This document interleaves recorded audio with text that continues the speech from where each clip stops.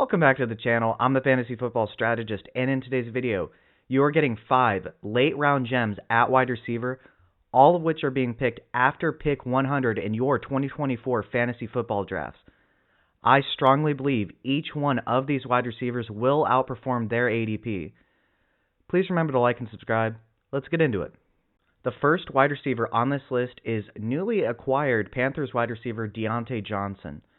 He spent his entire career in Pittsburgh up to this point. Standing at 5'10", 183 pounds, he's more of a Z or Y wide receiver. He can play X. He's definitely not bad against press coverage or anything, but he's best used when he can get a free release. And at only 27.7 years old, he is a little bit past the age apex of 26 for a wide receiver, so peak production may or may not be in his future. Statistically speaking, he should be a little bit past that, but he's very talented, and he is one of the better route runners in the NFL, and especially in terms of getting open immediately. He has fantastic agility. When we look at his career, he was on an upward trajectory until 2022. In 2022, he was the unluckiest receiver ever, in my opinion. He somehow, on 147 targets and 86 catches, didn't record a touchdown. It's also important to contextualize, though, that they lost Ben Roethlisberger as their quarterback. Yeah, it was Mason Rudolph, Kenny Pickett, along with this past season as well. Although in 2023, he did finish worse, admittedly, than in 2022 when he didn't score any touchdowns. He also only played in 13 games. But as you can see, he's been a very consistent receiver from year to year. And I think in this new offense, he is absolutely going to be the number one wide receiver. And I think his quarterback play is going to be much, much better than he's had in the past 2 seasons. When we look at the Panthers depth chart, they do have quarterback Bryce Young, who was the first overall pick in 2023. He admittedly had a terrible year this past season, but he also had Frank Reich as his head coach. Frank Reich got fired. He just had no talent around him. Chuba Hubbard was his best running back. An aging Adam Thielen was his best wide receiver. Tommy Tremble was his tight end. He had very poor O-line play as well, especially in pass protection. Their run blocking wasn't the worst, but essentially he was not set up for success in any way, shape, or form. Well, they drafted running back Jonathan Brooks in the 2nd round. He's not listed on this depth chart, but this is just from ESPN, so it's an unofficial depth chart. Jonathan Brooks is very talented, so that's going to help the running game get going. Then obviously this is about Deontay Johnson. He is going to be their number one wide receiver in this offense. They still have Adam Thielen, who is going to be very good from the slot despite his advanced age. And then I suspect that they're going to have Xavier Legette as a vertical X wide receiver in this offense. He's very good in a straight line. But all in all, these wide receivers really complement each other. You have Adam Thielen and his route running prowess from the slot, along with Deontay Johnson, who can play the slot. So I suspect they're going to have Adam Thielen and Deontay Johnson switch with the Z and Y, and generally keep Legette as an X wide receiver, although Legette can be used as a Z and a Y, really. He's just more of a straight line guy. They also drafted JT Sanders, tight end out of Texas. People were mocking him to go in the 1st round this past season, although he slipped a little bit. So all in all, a much better situation than they had this past season. And specifically for Deontay Johnson, it's a much better cast that he has here in Carolina than he did this past season in Pittsburgh. But most importantly, above all else, they have Dave Canales as their head coach. This guy has resurrected the likes of Geno Smith and Baker Mayfield each of the past 2 seasons. If there is one person on this planet that can resurrect Bryce Young, it is the quarterback whisperer Dave Canales. Deontay Johnson is going to be the number one wide receiver in this offense, and Dave Canales' offenses are incredibly efficient, at least the past 2 seasons. Therefore, I think with the upgrade in talent in this offense, with Deontay Johnson as the centerpiece number one wide receiver, I think you can expect big things from Deontay Johnson this season.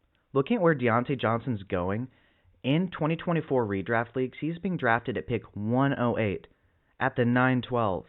He's going off the board as the wide receiver 42. That's below a wide receiver 3. He's being drafted as a wide receiver 4. The number one wide receiver in a Dave Canales offense. Think DK Metcalf in 2022, Mike Evans in 2023, and now while those are X wide receivers and Deontay Johnson is a Z or a Y, it's still the effect of being the team's number one wide receiver. And Dave Canales is very efficient. Looking at a couple stats here that you should take into account when looking at this ridiculous ADP, he finished 25th in the NFL this past season in fantasy points per route run with 0.43. And that's with the likes of Kenny Pickett and Mason Rudolph at the helm.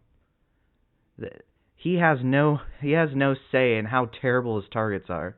Then when we look at dominator rating this past season, he finished third in the entire NFL with a 41.5% clip. This is your total share of the offensive passing yards and touchdowns. He finished third in the NFL. Do you know how you achieve a high dominator rating?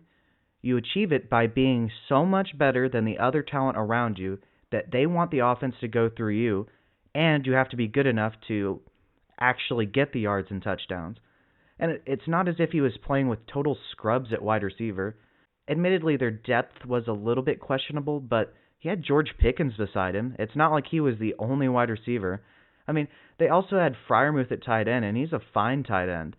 So what I'm trying to say here is him being drafted as a wide receiver 4, essentially in the 10th round, the 9-12 is one pick before the 10th round, and being one of the top 30 fantasy points per route run wide receivers and finishing third in dominator rating, suggesting that he's really good and commands a high share of the yards and touchdowns of his offense.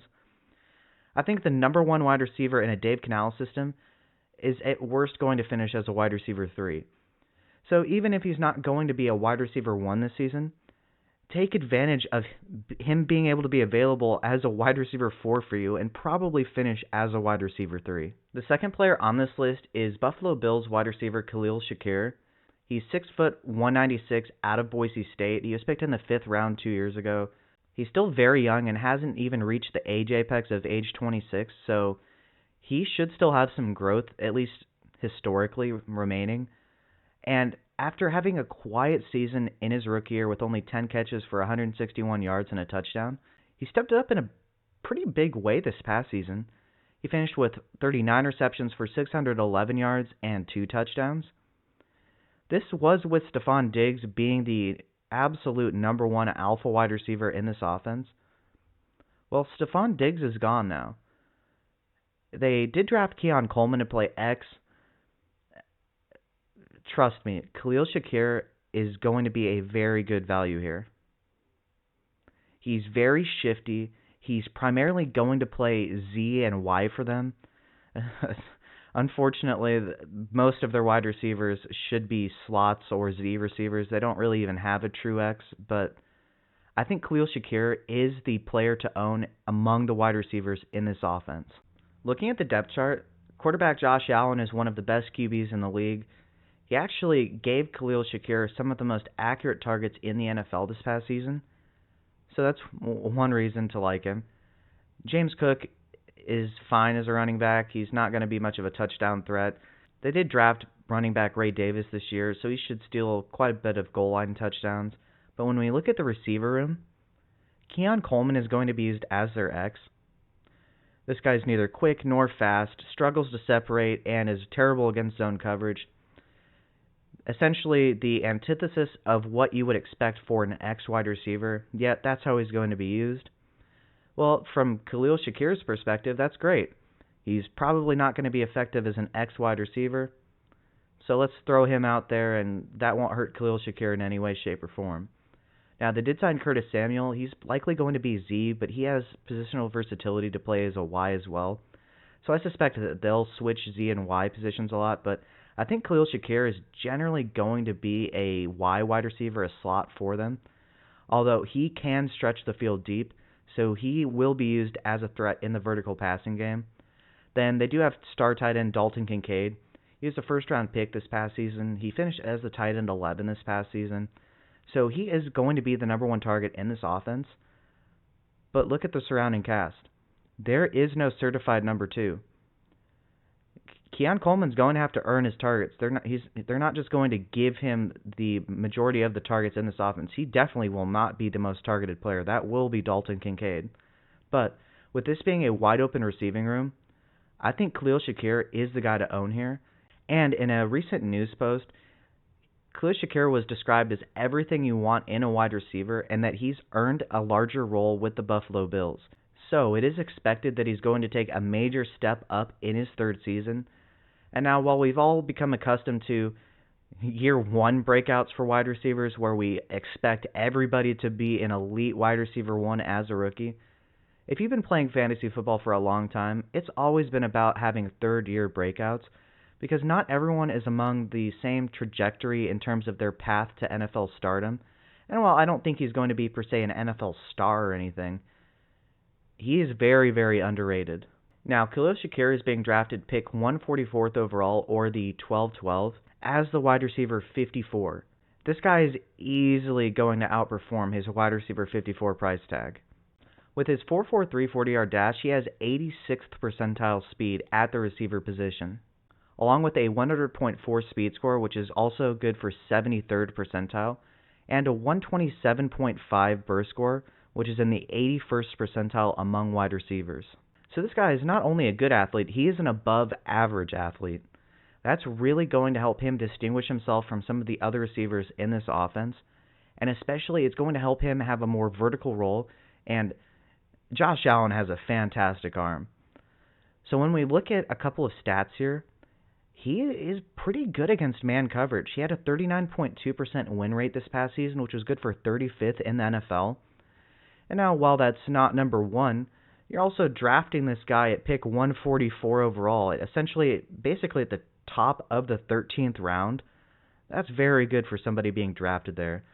Then when you look at his fantasy points per target, his 2.51 this past season was good for second in the entire NFL.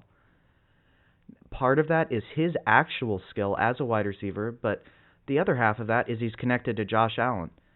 Well, what do we want? We want good players and good offenses.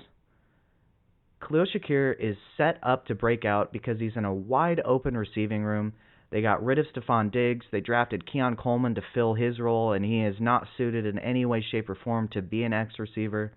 I strongly believe that Khalil Shakir will outperform his wide receiver 54 ADP. He's being drafted as a wide receiver 5, and I think he's probably going to be a high-end wide receiver 4, which may not sound like that much, but I think he'll be a very good bye-week fill-in, and considering you're drafting him in the 13th round here, I think that's fantastic value. This guy is one of the better win rate versus man coverage receivers, so on third downs, that's going to be clutch for Josh Allen. He's a good vertical threat, and at least this past season, he finished second in fantasy points per target. So with the vacated targets left behind by Stephon Diggs, who was one of the most targeted wide receivers on a per-year basis the last couple of years, if Khalil Shakir can just get a couple more of those, along with his efficiency, as long as it can remain relatively the same, I think you have a tremendous value here. I think he's going to finish as a wide receiver 4, and you're drafting him as a wide receiver 5. The third player on this list is New England Patriots rookie wide receiver Jaylen Polk out of Washington. Standing at 6'1", 203 pounds, he's more than likely to split time between X and Z.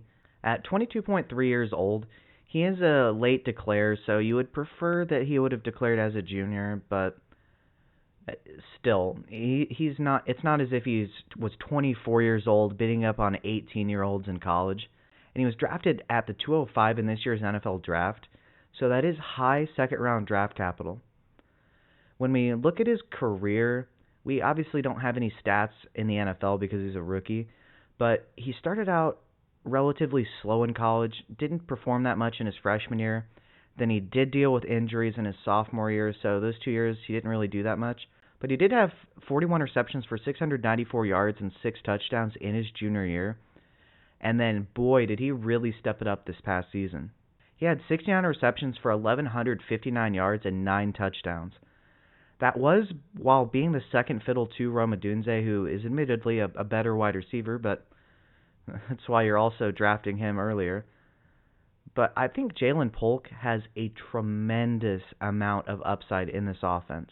So looking at the New England Patriots depth chart, they're likely to have Jacoby Brissett as the starting quarterback, at least for a portion of the season, if not the entire season. They drafted Drake May, third overall in this year's NFL draft. He is a little bit raw, and it's actually a very good thing for really both Jaylen Polk and Drake May that they're starting Jacoby Brissett at first. They have Ramondre Stevenson at running back. He's a fine running back. He just got signed to a 3-year extension. They have Kendrick Bourne. He's okay. Demario Douglas is a very good wide receiver, though, but he's stuck in the slot because he's very small. And that leaves Jaylen Polk. Jaylen Polk is more than likely going to split time at Z and X, but he can also play in the Y. I just think he's not going to see much time in the Y, the slot, because Demario Douglas just doesn't really have any positional versatility. I guess you could play him at Z, but once again, much better from the slot. Then you have Hunter Henry at tight end. Yeah, he's fine. But when you look at this offense, there really is no established number one target in any way, shape, or form. And that's why I think Jaylen Polk here is one of the best values in drafts this season. Their team is not going to be very good. They're going to have to pass the ball quite a ton. And this is no longer the New England Patriots of old Bill Belichick style of team. But really, no matter what, they're going to have to be passing unless they want to be running the ball while they're down by 40 points. And they're not going to be able to do that because the fans are not going to want to watch games if they're doing that. But then there's another piece of news. Drake May and Jaylen Polk have reportedly been building chemistry with each other in practices, which is good for his outlook should something happen to Jacoby Brissett, and really for the future as well in terms of from a dynasty perspective. So when we look at where he's being drafted 172nd overall. That's the 1504. This guy is reasonably likely to be the number one target on his team, and I think he will be, and he's being drafted at the 1504. He's going off as the wide receiver 69 overall. He's being drafted as a wide receiver 6. You heard me right, a wide receiver 6. The number one target on a team, or at least presumably the number one target, is being drafted as a wide receiver 6. That is absolutely crazy. I don't know how much more I can guarantee you that he's going to outperform this ADP. If he only receives 80 targets this season, I bet you he outperforms that ADP. And I'd project he's probably going to be more along the likes of 100 to 120 because there is nobody more talented among this receiving core. Also, for being 6'1" and over 200 pounds, he is a very good athlete. He ran a 4.52 40-yard dash, and that gives him a 97.3 speed score, which is in the 64th percentile among wide receivers. Then his 128.3% burst score was in the 83rd percentile among wide receivers. At a 61st percentile 10.12 catch radius, and this guy has the chops to be a number one wide receiver and win from the X. Draft this guy at the 1504 as the 172nd overall player and wide receiver 69, and I guarantee you he will, at the very worst, finish as a low-end wide receiver 3. Somebody from this team is going to have to step up, and it will be Jaylen Polk this season. The fourth player on this list is Packers' second-year wide receiver Dontayvion Wicks. He's a very popular breakout candidate, but I'm going to share some information with you that's going to really, really make you like him this season. So standing at 6'1", 212 pounds, he has 32-inch arms. He was a fifth-round pick this past season and is still only 23.1 years old. He has a 90th percentile burst score, a 67th percentile agility score, and an 83rd percentile catch radius. You add in all of those things together, and you have the makings of a dominant wide receiver who should be able to command targets. Looking at how he performed this past season, he finished as the wide receiver 58, but once again, that's as a rookie. And on 58 targets, he had 37 receptions for 581 yards and 4 touchdowns. That's definitely not a poor season for a rookie wide receiver, especially one who wasn't drafted to be the focal point of the offense. And Green Bay really struggled in the first half of the season, but managed to pick it up in a big way the second half. And in that game against Dallas, they looked crazy. This past season, he did have 2 games in which he had over 90 yards, so there does look to be a good amount of untapped upside here. So it was recently reported, straight from the mouth of Jordan Love, that he thinks Dontayvion Wicks will have a monster season. Well, looking at their depth chart and their lack of an established number 1 target, I think that it's a very good possibility here. Obviously, Jordan Love just received a contract extension. He looked fantastic in the second half of the season and in the playoffs. They just signed Josh Jacobs, so he should bring some stability in the running game. Aaron Jones was good, but he's getting a little bit older, so it revitalizes the backfield a little bit. They also drafted Marshawn Lloyd out of USC.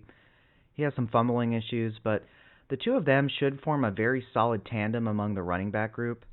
It's also been reported that A.J. Dillon looks the best he's ever looked, but he's also never looked good, so I don't really pay much credence to that. But Christian Watson, their number 1 wide receiver, he had hamstring surgery to try to even out the lengths of his 2 hamstrings. So we'll see if that helps him avoid getting injured this season. He's dealt with injuries his entire career. He was drafted to be their number 1 wide receiver, but since he's been widely unavailable for them, he has not been able to lock in that role. Then they have Romeo Doubs, a situational X wide receiver. I don't think he's anything to worry about here. He has blow-up games here and there, but I think he's the worst among the wide receivers, at least the main 4. Then you have Jaden Reed. He's fantastic. He actually, I think, is the most talented among these wide receivers, but he's mostly going to be relegated to the slot and the Z position. They're going to use him in motion. They're going to give him handoffs, reverses, and he's going to be the preferred target in the red zone. But there really is no dominant number 1 wide receiver in this offense, and that leaves Dontayvion Wicks. See, the thing about Dontayvion Wicks is, out of all these receivers, he's the only one with absolute positional versatility. He can play at X on the line of scrimmage, he can play in the Y in the slot, and he can play as a Z receiver off the line of scrimmage. That is going to help him get on the field more this season, and I think he's either going to establish himself as the number 1 or number 2 in this offense. I think it'll be him and Jaden Reed as the 1 and 2. Then you have Luke Musgrave and Tucker Kraft, who are fine options at tight end. Musgrave's the seam-stretching vertical tight end, and Tucker Kraft is the low A-dot possession-receiving tight end. Overall, though, there is no established wide receiver 1, and Dontayvion Wicks has every single opportunity in his hands to establish himself as the new number 1 in this offense. So despite the offseason hype, Dontayvion Wicks is still going off the board 171st overall at the 1503. He's going off the board as the wide receiver 68. That means he's going off the board as a wide receiver 6. I think he is massively going to outperform this ADP for sure. When we look at a couple of advanced metrics here, his 0.43 fantasy points per route run finished 30th in the NFL. Well, Jordan Love thinks he's going to have a monster year. He has every opportunity to grow in this offense and receive a higher snap share. Having the 30th overall fantasy points per route run is very solid, especially for an unheralded rookie wide receiver who wasn't supposed to do anything. Then when we look at his fantasy points per target, his 2.06 were 18th in the NFL. Well, if he's able to acquire more targets, that number, if it can stay relatively the same, is going to lead you to a lot of fantasy points. Then let's look specifically at his route win rates.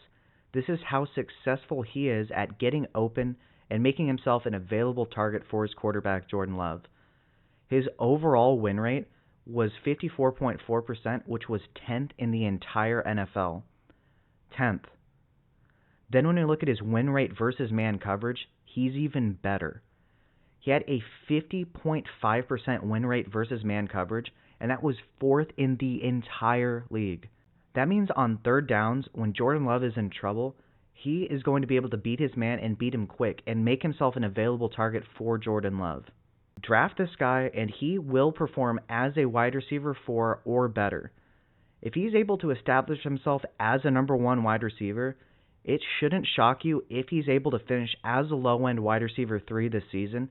And being drafted as a wide receiver 6, that's one of the better values in fantasy football. The fifth and final player on this list is Colts wide receiver Josh Downs. Standing at 5'9", 171 pounds, he is going to be a slot receiver. There's not much positional versatility for him. But he's still only 22.9 years old, so well before the age apex of 26 for a wide receiver. And he does have decent draft capital. He was drafted in the 3rd round this past season. Looking at, first of all, his end-of-year finish and his ending stats, they're very solid. And remember, Anthony Richardson was lost for the season early in the year, and they were depending on Gardner Minshew to lead the offense. So he finished as the wide receiver 43 on only 98 targets. He finished with 68 receptions for 771 yards and 2 touchdowns. 700-plus yards for a rookie wide receiver is very good. And he actually dealt with a knee injury, and this happened in Week 9. He was on a massive upward trajectory before this knee injury. He had 97 and 125 yards in 2 of the 3 games before that knee injury suffered in Week 9. And if he hadn't had that injury, I think he would have probably finished as a low-end wide receiver 3 this past year. He really didn't look the same after that, but he's had an entire offseason to recover. And when they do run 3 wide receiver sets, he will be on the field in the slot, and he is going to have a high target frequency with Anthony Richardson. See, one thing people misconstrue about running quarterbacks is that they're all the same. Anthony Richardson does not look to scramble in terms of actually running the ball when it's a designed passing play. He does a fantastic job of keeping his eyes downfield. And Josh Downs, as you'll see later once I show you a couple stats, is going to be the guy that's going to get open for him and provide him with an easy target. So when we look at the Colts depth chart, it's very good. Anthony Richardson, say what you want, he's really not that bad as a quarterback. He does struggle with some touch and short area accuracy issues, but he has one of the better arms in the NFL, and he's going to make it so that defenses are not going to know what to do. And granted, we can't predict injuries. He did deal with injuries, and he does have some injuries in his career, but they did sign Joe Flacco to back him up. So regardless of who's the quarterback, I don't think we have to worry that much. Plus, Shane Steichen is one of the most creative head coaches in terms of play calling that there is. I will never doubt a team led by Shane Steichen. Then when we look at the running back position, Jonathan Taylor is an absolute stud. He's dealt with injuries the past 2 years, and he did have a contract dispute, so he held out the first 4 games of this past season. But they're going to have a very good run game, which is going to make it easier to pass. They do have number 1 target, Michael Pittman, on this team. He was just signed to an extension. Although he is the number 1 wide receiver, doesn't play X very often. He plays Z off the line of scrimmage. Usually you hear the term big slot, but he's a big Z. But he will be the number 1 target on this team. But after that, second in command in terms of the pecking order for the wide receivers, I think will be Josh Downs. They did draft A.D. Mitchell out of Texas to be a vertical X wide receiver in this offense, and I think he's also very underrated. But I don't think he's going to be a high volume earner. I think he's going to have big games here and there. But I think the one consistent player after Michael Pittman is going to be Josh Downs. He has that slot position locked up. They also have Jelani Woods at tight end, Granson. These guys could be red zone threats here and there, but they're not going to command a very high target share. And per a report that was recently released, Josh Downs is building chemistry and telepathy with Anthony Richardson. So I think the rise in the production that we were seeing before his injury this past season, along with building more rapport with Anthony Richardson, and them not having an established number 2 in this offense, is going to make Josh Downs an incredible value this season. Looking at where Josh Downs is being drafted, he's being drafted as the 165th overall pick at the 1409 as the wide receiver 65. That's a wide receiver 6. he just finished as the 43rd overall wide receiver despite being injured from week 9 on and seeing a massive decline in his production after the knee injury. The reports have been that he's been building chemistry with A-Rich, and they did draft A.D. Mitchell, who admittedly should receive more targets than Alec Pierce did this past season, but I don't think A.D. Mitchell being drafted is a good enough reason to justify this massive decline in ADP, at least from where he finished. And let's look at a couple of advanced metrics here. So he finished with a 52.7% route win rate, which was good for 18th in the NFL. That means he wins his routes and gets open. Then when we look specifically at his win rate against man coverage, he had a 47.2% rate there. That was good for 10th in the NFL. He is very good on third downs. He is going to bail out A-Rich time after time. Then when we look at his contested catch rate, well, being a slot receiver, you're going to get hit if you're not led into wide open pastures. So you're going to need to be able to hold onto the ball. Well, his 58.3% contested catch rate was good for 10th in the entire NFL. Looking at this, he is the prototypical slot wide receiver, and he's being drafted way lower than his finish this past season, which was after an injury, and the only difference in this offense is them drafting A.D. Mitchell, who's going to be a vertical receiver who I don't think will have that high of a target share this season. So I think he is a massive buy, and I wouldn't be shocked if he finishes as a wide receiver 4, and you're drafting him as a wide receiver 6. Take advantage of that. So in review, we talked about Deontay Johnson, who's going to be the new number 1 target on a Dave Canales-led offense. He's the quarterback whisperer, and I think he's really going to help revitalize Bryce Young's admittedly troubled start to his career.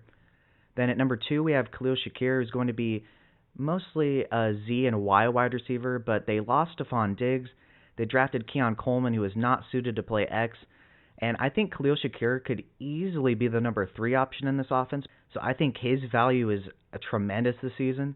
Then you have Jaylen Polk. He is, I think, going to be the number 1 target on this Patriots offense. The Patriots are going to be a terrible team. This is not the Bill Belichick-led Patriots anymore. This is going to be a little bit more of a new school approach. He's going to have Jacoby Brissett, who's a vet, and I think that's going to be good for him. And he's also building good chemistry reportedly with Drake May, so that's good for potentially the second half of the rookie year and in the future as well. Then you have Dontayvion Wicks, who's in a wide-open receiving room with an amazing quarterback in Jordan Love in a Shanahan-style offense with no clear wide receiver 1.